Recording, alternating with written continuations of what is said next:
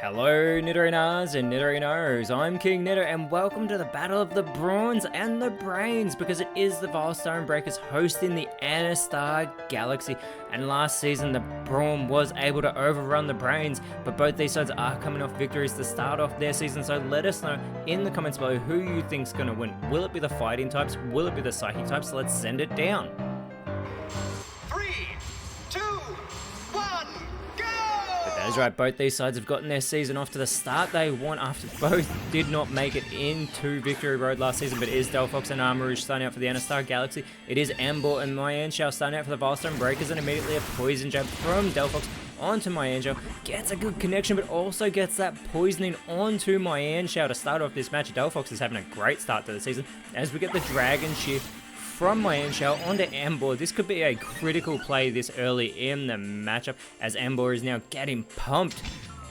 And we do have Armor Rouge though going with the Lumina Crash. This will be super effective, and just like that, Myanshao has been taken out of this matchup. It was able to help out Ember before it left, but now Ember is going to go for the Ember, which is going to activate that Flash Fire ability of Armor Rouge, boosting its fire type moves, but now out comes Decidueye in its Hisuian form. It's surely not enjoying seeing all these fire types on the field, but it is on the receiving end of a Crush Claw from Delphox, lowering its defense, and Armor Rouge follows it up with the Fire Punch, but it goes for Ember, which is not very effective. It would have been super effective on Decidueye as Ember with the Tail Glow here.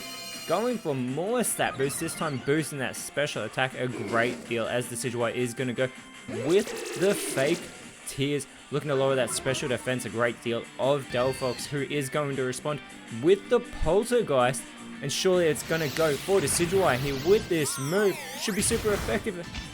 Should be doing great damage, and that it does, but it's followed up by the Infernal Parade from Armor Rouge. Decidueye is able to hold on though, it's in knockout range, and we get the extreme speed from Amber. Gets a good hit there onto Delphox, taking its first damage of the matchup, and the Aqua Tail follow up from Decidueye onto Armor Rouge. Super effective, great connection there, as Delphox is going to go for the Bitter Blade, which does finish off Decidueye with that super effective move, taking that last bit of health as well.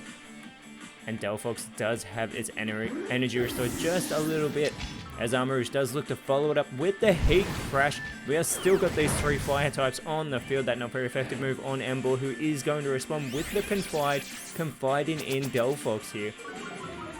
And this time it does lower its special attack, as now out comes Great Tusk onto the field with that part ground type, and it will enjoy seeing the fire types across the field, as Delphox does boost its attack and defense there. All these stat changes to Delphox, as Great Tusk is going to go for the Sire Blade onto Armor Rouge. This will not be very effective, but it does put it in knockout range.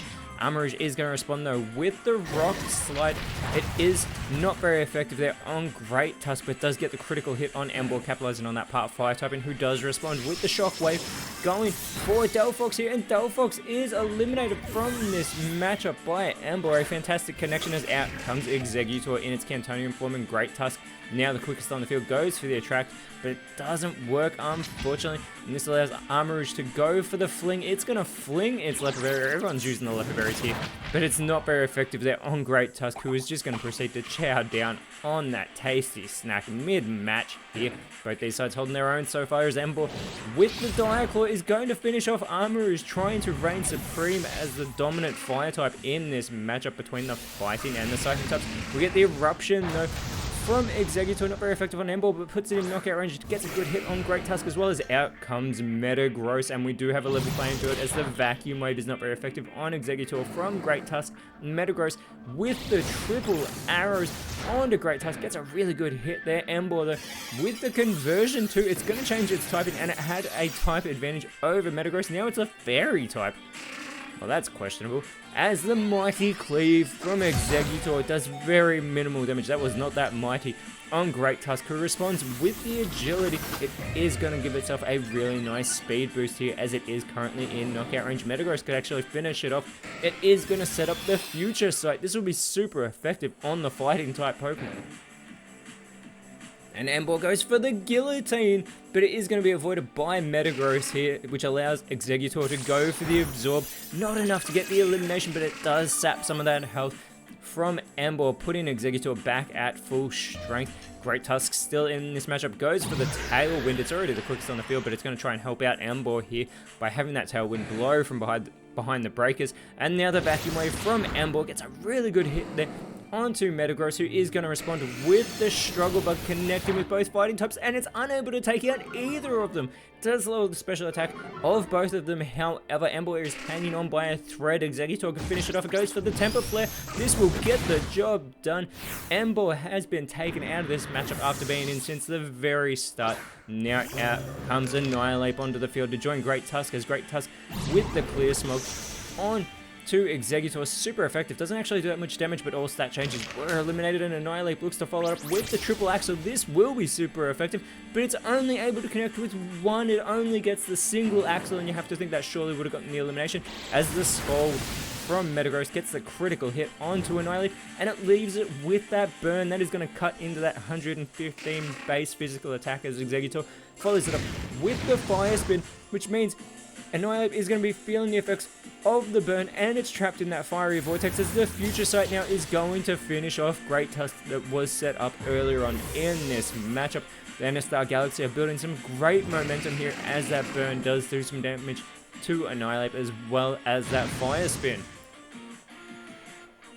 And there's only 2 Pokemon remaining for the Vilestone Breakers, as their last Pokemon is revealed to be Quaquaval.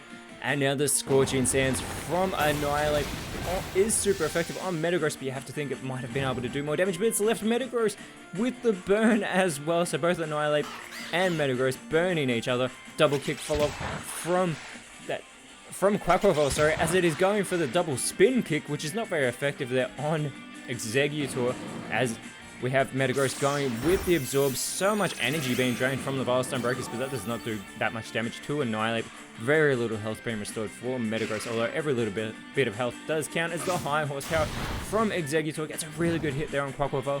And there is that burn still afflicting Annihilate, but needs to go for something big, and Metagross is also starting to feel the effects of that burn, which, being that part Steel type, would not appreciate that, but Annihilate is now in knockout range thanks to that Fire Spin, as it is going to go for the Dragon Claw onto Exeggutor. Gets the critical hit, does not do much damage, however. Quaquaval needs to finish it off. It goes for the Smackdown, laying the Smackdown there. Not very effective on Metagross, who is going to respond with the Power Swap between it and Annihilate. They are going to switch all changes to their attack and special attack. Exeggutor, though, is going to go for the Cross Poison and the easy elimination. Not very effective on Annihilate, but effective enough to get the job done. Quaquaval is by itself with 4 Psychic types to contend with, as Metagross is still feeling the effects of that burn.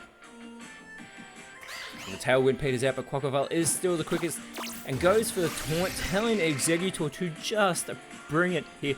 And if Quaquaval can get some eliminations, get that Moxie boost, that could be crucial, as the Curse here from Metagross, it is going to cut into its speed, which it doesn't really need over Quaquaval, but it is going to boost that physical attack, which does have that fire, that burn cutting into, as Exeggutor unable to go for a move thanks to that Taunt.